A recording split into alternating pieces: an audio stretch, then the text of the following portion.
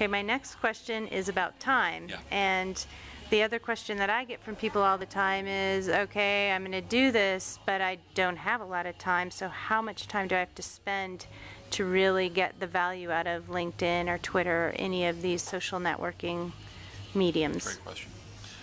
Most people are already running Mach 5 with their receding hairlines on fire, and they're already working their brains out, Right. and they have no time to begin with. Exactly. So let's just agree up front that I'm in no way saying this isn't going to take any time. I'm not saying, I'm going to wave a magic wand and all this is going to happen overnight. What I am suggesting, though, is that people treat social media marketing the way they should treat a diet or a workout regimen. Meaning, it took you 30 years to get that out of shape. You're not going to get back in shape in 30 days. Okay. Not going to work that way. That's fair. Most people, what they do is they get real excited about something. Maybe they put a whole bunch of time in, and then they get frustrated because they don't see immediate results. My suggestion would be, if they spent 15, 20 minutes, 30 minutes a day over the course of 30, 60, 90 days, they might see some incredible things happen. But most people won't do that because we're a microwave society. So I'm suggesting, don't go revamping all your marketing efforts and spending all this time. Do a little bit every day. Most of us nowadays have realized that when we get up in the morning and we go to work, we check our email. It's just the way business is done. I would suggest that we also check very quickly our LinkedIn, Facebook, and Twitter accounts, or any combination of those, depending upon the business you're in. Okay. Because just spending 5 or 10 minutes a day on those sites, if you learn how to use them effectively, they become very, very fruitful.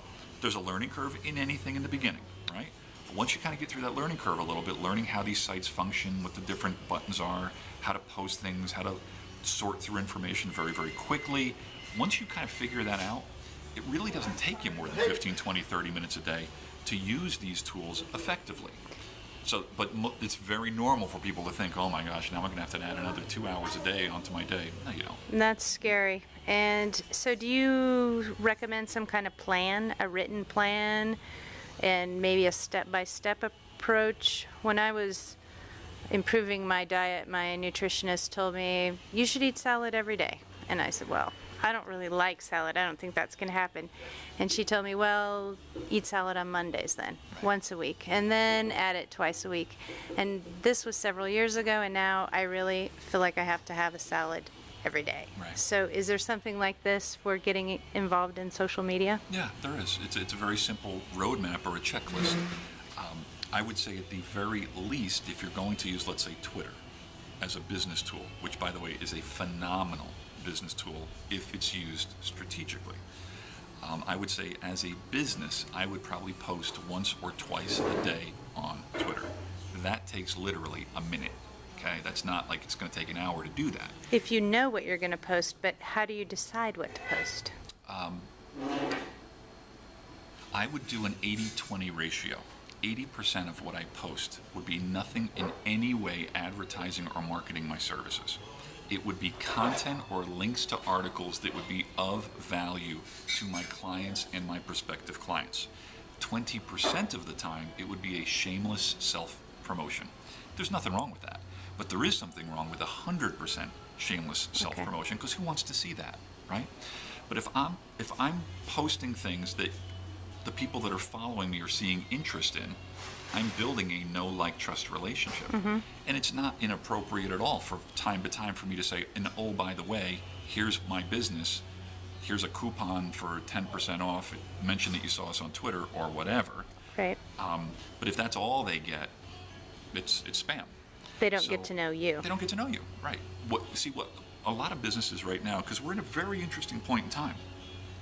Up until social media, we were dictated to, right? The Madison Avenue, the major media companies, it was just a one-way communication. You sat there, you looked at your screen, you were fed the pitch. Right. Now, it's a two-way conversation. Think about the internet. From about 95 to 2005, it was pretty much one way. You went on the internet, you checked your email, you surfed some websites. Then around the early 2000s, people started getting involved in blogging. Then they started getting involved building things like LinkedIn, Facebook, Twitter, MySpace. And now these become two-way communications. Yelp, Websites that people can go on now and say, I had a good experience or I didn't have a good experience with this business. Prior to social media, that was non-existent. Now it's two-way conversations. So you have to keep that in mind when you're talking to your prospective clients. This isn't a one-way conversation, it's two ways. And you want to engage the people you want to do business with in conversations. So is that a success measure if they're starting to speak back to you? I would say it's a huge success measure, yeah, because they're building a relationship with you. When you're collaborating and communicating with your customers, that's a beautiful thing. It's a very normal thing for people to get nervous, though, when they're new at this and go, boy, if I start doing this, then everybody's going to be able to see the good, the bad, and the ugly. Not to be too blunt, they're already going to be able to see the good, the bad, and the ugly, right? Most businesses, a lot of small businesses don't realize that they're already being spoken about. The question is, do they know it? So, And I suppose having some of those human factors and that makes you more knowable and probably maybe more trustable to a degree. yeah, I would agree with that. I think the old days of here's my business and here's me as an individual, the web is breaking down these barriers. So no matter where you go, there you are. You can't outrun your character, right? So as a business, businesses can't operate in silos anymore. I'll take it to the other side of the coin. Everything we do is a message. Meaning that if we're visible on the internet, LinkedIn, Facebook, and Twitter, we're sending a message beyond the normal message that they're reading. We're actually sending the message that we're choosing to utilize new communication tools. Which is probably a good thing. Keeps us modern. Exactly. So if we're choosing not to use these communication tools, we're also sending a message. Like, Flintstones. So, I'm not saying that if somebody's not on Twitter, they're Flintstones. But I am saying that if you're not on Twitter, you're basically telling people you're choosing not to participate in modern communication channels. So my question to you would be, does that serve you well? Because if people are looking at a business and saying, are these guys up to speed on the way business is being done? Well, if they're not seeing you, they're not thinking that you're cutting edge, right? And I have heard a statistic that people do want to have at least 2 ways to check you out, maybe call you and talk to you, look at your website before they'll make a purchase decision. Have you heard that? I would say that's completely accurate, if not more. If I was thinking about doing business with any business, I'm of course going to go to Google. The next thing I'm going to go to is LinkedIn. The next thing I'm going to go to is Twitter. And then depending upon the industry the business is in, I'll go to Facebook. Okay? And it's not because I'm trying to be a stalker. It's just because I'm trying to save everybody time. If I can learn about your business by seeing how you present yourself on various social networking platforms, doesn't that save us both time?